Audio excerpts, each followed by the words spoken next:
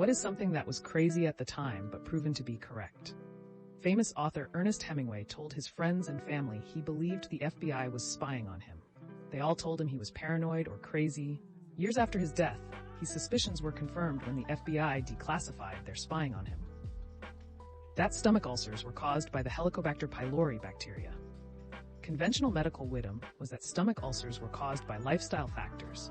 The bacteria theory was met with great skepticism and criticism. One of the researchers, Barry J. Marshall, resorted to proving it by ingesting the H. pylori bacteria. 22 years later, Marshall and Robin Warren were awarded the Nobel Prize for Physiology for their discovery. A dingo really did eat her baby.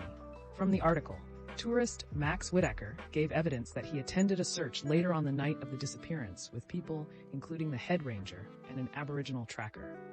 He claimed to have been called by the head ranger to help him and the Aboriginal tracker to follow dingo paw prints and scrape marks in the sand in a westerly direction.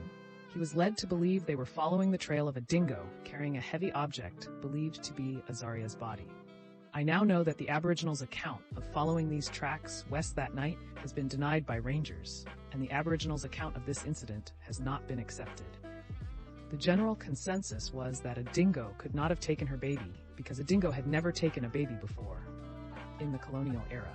And yet it was well known amongst Aboriginal tribes that dingoes were fully capable of attacking babies and small children. This was a fact that went unreported by the media, largely due negativity towards indigenous tribes. The spokes in the rings of Saturn, originally observed by an amateur and dismissed as an optical illusion for the better part of a century, the Voyager probes confirmed their existence. The experts thought that the spokes couldn't be real because they appeared to rotate at the speed of the planet, not the speed of the rings. Turns out they follow the magnetic field of the planet. Edit. My memory failed me in this case. Stephen O'Mara was the amateur astronomer, and he made his observations in the early 70s, so not the better part of a century. I read the story originally in an amazing book, Seeing in the Dark, by Timothy Ferris. The CIA is selling drugs in black neighborhoods to raise money to arm and support a guerrilla army in Latin America. The business plot, where a bunch of businessmen decided FDR wasn't who they wanted in charge and attempted to install a retired general named Smedley Butler. Ernest Hemingway was convinced he was being spied on by the FBI, and no one believed him. Turns out he was. The #Free Britney movement, in the beginning, was seen as people reading way too much into things and being weird. They were actually onto something. Pretty much any physics developed post-1890-ish. The movement of continental plates. Germ theory. Who are the people you think of as losers? People who can't admit when they are wrong, or refuse to admit they're wrong. People who have to put others down in order to make themselves feel better. Also people who can't take responsibility for their actions. My buddy had an Andrew Tate phase. He's chill now, but for a while he was all about the women are children and make more money than you know what to do with mentality. The funny part is, he'd been a regular at the same strip club for years, so all the girls there knew him and would play along with his alpha act for the sake of tips. He thought he was the man, but really he was just a sucker with a fat wallet. Lol. My sister-in-law steals from food banks and ends up throwing out most of it. I think that makes you a loser. People who make fun or bring down their own children in front of extended family friends. People who have an overinflated sense of entitlement, lack empathy, and refuse to consider context. People who are disrespectful to others, especially customer service people. What makes zero sense to you? Headlights, bright enough to prevent everybody else on the road from being able to see. The legality of this baffles me. How health insurance actually works, or how your doctor can call and check and confirm you are in network. You can call and do the same, yet somehow when the bill comes, it's suddenly not anymore. Exactly this. Or how you can go to a hospital and some of the people working there are in network, but some aren't. Needing 5 years of experience for an entry-level job. How Google search gets worse every year, despite having the most talented engineers in the world. That dental and vision insurance are separate from medical insurance in the US. Stupidest system ever. What are small red flags at a job interview that say, do not work here? The team hasn't taken vacation in 2 years, and I haven't taken a vacation in 2 years. If your employees don't get to take their time off, and you don't take time off as a leader, you have a toxic work culture. I always ask the interviewer if they are happy working at the company. Most aren't ready for this question and can't lie on the spot very well. Their face and body say it all. If they are happy, they relax and want to talk. If they are unhappy, they lock up and deflect or are terse with their responses. Always ask why the position came available. If half of the team is leaving, you don't want to be there. A poor state of the toilet room. It means a company isn't doing well and cuts its expenses wherever it can. Vague answers to direct questions. If you ask exactly what you'll be doing, who will be in charge, who you will report to, anything about wages and promotion, raise standards, how employees are expected to resolve disagreements, hours, and how available you're expected to be in your off hours, turnover rate, company safety record, etc. And don't get a clear, direct answer. Be a little suspicious. Ask another direct, maybe slightly uncomfortable question and see if you get a straight answer. If the interviewer seems to waffle or redirect the conversation without truly answering, it's possible they're not being truthful. You don't want to work for a company where we don't discuss other people's wages.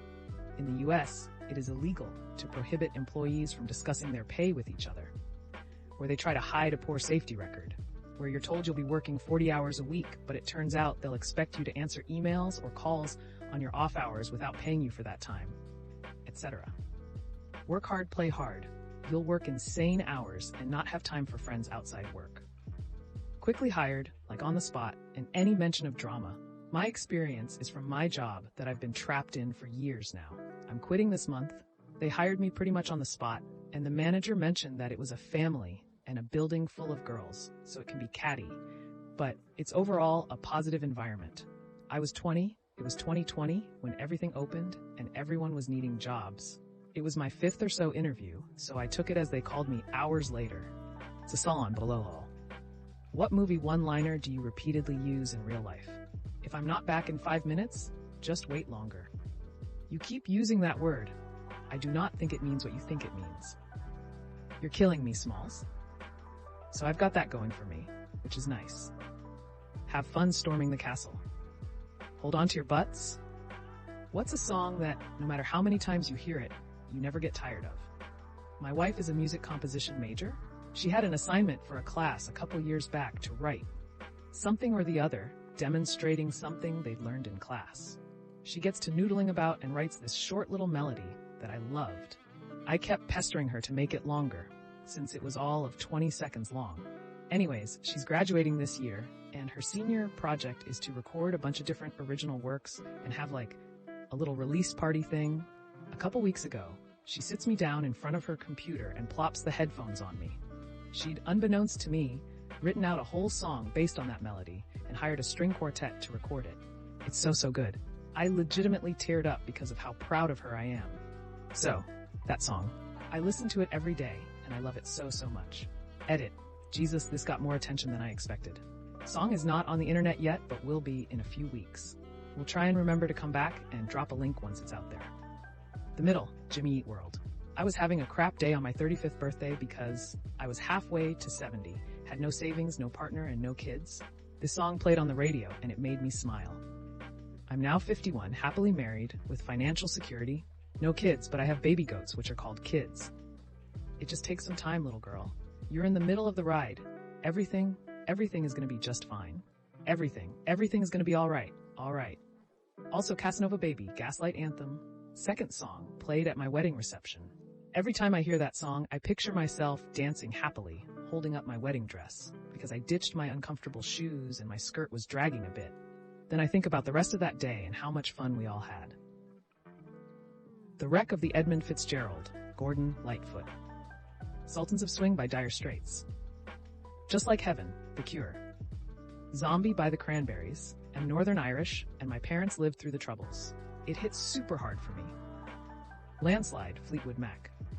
Well, that's another episode of Ask Reddit in the books. I really appreciate all of you who made it this far into the video. Of course, if you enjoyed this video, it would really help the channel out a lot if you gave the video a thumbs up, subscribe, or leave a comment down below. I hope that you enjoyed it, and I'll see you next time.